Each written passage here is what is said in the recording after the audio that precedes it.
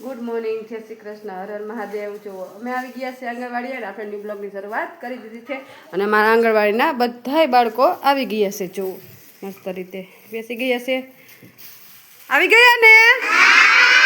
તો ચાલો એક હાથ ઉપર, બીજો હાથ ઉપર, એક હાથ માથા ઉપર, બીજો હાથ માથા ઉપર, એક હાથ ખંભે, બીજો હાથ ખંભે, એક હાથ અદબ, બીજો હાથ અદબ. અને બીજું શું કરવાનું હોય? Very good. તમે ડાયા છો ને બધાય? આજે મસ્ત તૈયાર થઈને કોણ આવ્યું? બધાય મસ્ત તૈયાર થઈને આવ્યા? જો ઢીંગલી છે ને બહુ મસ્ત. ઊભી થા તો રિયાન્સી. જો આજનું ગુલાબ રિયાન્સી છે. કોણ છે? રિયાન્સી બહુ મસ્ત તૈયાર થઈને આવી. અદબ વાલા રિયાન્સી. Very good. જો મસ્ત તૈયાર થઈને આવી રિયાન્સી. તાલી પાડો રિયાન્સીની. મસ્ત ઢીંગલી તૈયાર થઈને આવી છે. બેસી જા. આપણે છે ને રોજ એક ગુલાબ બનાવશું. જે મસ્ત તૈયાર થઈને આવી છે ને એને આપણે ગુલાબ બનાવવાનું. શું બનાવવાનું? તો જો રિયાન્સી છે ને આજ મસ્ત તૈયાર થઈને આવી છે. આજનું ગુલાબ રિયાન્સી છે. કોણ છે? Very good. રોજ બધાએ મસ્ત તૈયાર થઈને આવવાનું. તો બધાને રોજ ગુલાબ બનાવીશ. હો, આવશો ને? ચાલો આપણે થોડું કામકાજ કરવાનું છે, એ કરી નાખીને. આજનું વેધર કંઈક આવું છે. જો તડકો નીકળો છે ને ઠંડો ઠંડો પવન આવે છે. ચાલો જો સામે છે એ ઘઉં છે ને ઘઉં સુકાઈ ગયા છે. જો ચાલો અને બાળકો હવે ટીચર હાજરી પૂરશે. ટીચર હા બેહો. ટીચર હાજરી પૂરશે અને હા કાંઈ વાંધો નહીં. રૂમાલ મૂક દે. ચાલો તો બધા અદબ કરીને બેસો. ટીચર તમારી હાજરી પૂરશે. હો, અને આપણે બનાવવાની છે રસોઈ. તો આપણે રસોઈની તૈયારી કરી નાખીએ. અને આજ છે ગુરુવાર. તો ગુરુવારે લીલી ભાજીને વઘારેલા મુઠિયા છે અને શાકભાજી ઉમેરેલી પુલાવ ને ચણા છે. તો ચાલો એની તૈયારી કરવા માંડીએ. ચણા તો જો આપણે સાંજે પલાળી નાખ્યા. તો જો અહીંયા મસ્ત ચણા પલાળેલા છે. એને બાફવા મૂકવાના. તો એ બાફવા મૂકી દઈ. અને ચાલો તો જો અહીંયા મસ્ત ઢોકળા બાફવા મૂકી દીધા છે ને અહીંયા મસ્ત ચણા બાફવા મૂકી દીધા છે. ચાલો તો આપણે ઢોકળા બફાઈ જાય ત્યાં સુધીમાં બીજી પ્રોસેસ કરી લઈ. તો અહીંયા મસ્ત તેલ મૂકી દીધું છે ને અહીંયા ઢોકળા કટ થઈ ગયા છે. તો ચાલો આપણે બાળકો માટે મસ્ત ઢોકળા વઘારી નાખીએ. ચાલો તો અહીંયા મસ્ત ઢોકળા વઘારીને કમ્પ્લીટ થઈ ગયા છે. તો ચાલો બાળકોને નાસ્તો આપી દઈ.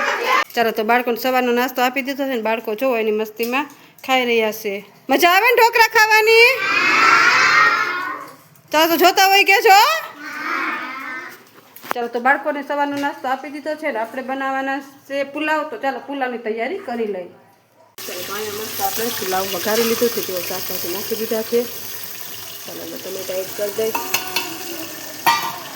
ચાલો તો જુઓ અહીંયા મસ્ત આપણે મસાલા એડ કરી દીધા છે. મસ્ત જુઓ આપણે પુલાવ વઘારી નાખ્યા છે ને જુઓ પુલાવ પણ માથે નાખી દીધા. ચાલો તો એને હવે કૂક થવા રાખી દઈ.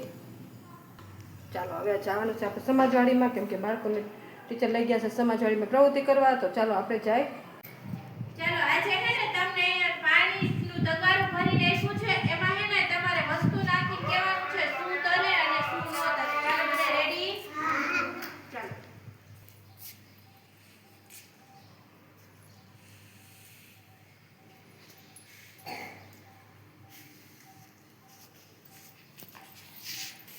ચાલો નિર્મલભાઈ, ભાર્ગવભાઈ, પછી રાધેભાઈ, પછી કુમારભાઈ અને નિકિતાબેન આવી.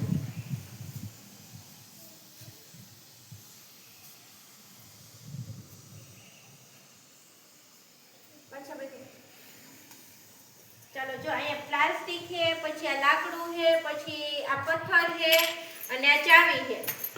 આ તમારે વસ્તુ નાખવાની અને આમાં શું તરે ને એ તમારે કહેવાનું છે શું નો તરે. એટલે બધા આ પ્લાસ્ટિક શું થયું? તરે છે. પછી આ લાકડું કોને નાખ્યું તું? લાકડું શું કરે છે? તરે છે. સરસ. પછી પથ્થર ડૂબી ગયો. સરસ. પછી આ સફરજનનો ભાગ તરે છે. શું કરે?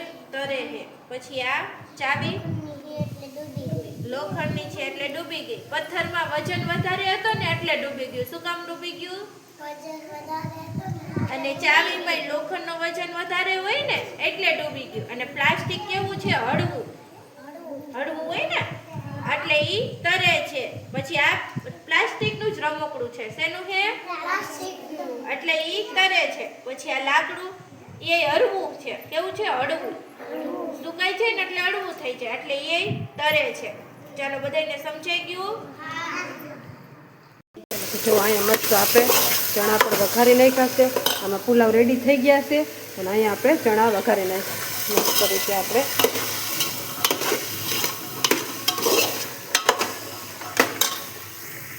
ચાલો તો આપણે બાળકો માટે પુલાવ અને ચણા રેડી કરી લીધા છે. ચાલો તો બધાય બાળકોને ચણા અને પુલાવ દીધી છે ને બધાય બાળકો જુઓ મસ્ત રીતે એની મસ્તીમાં ખાઈ રહ્યા છે.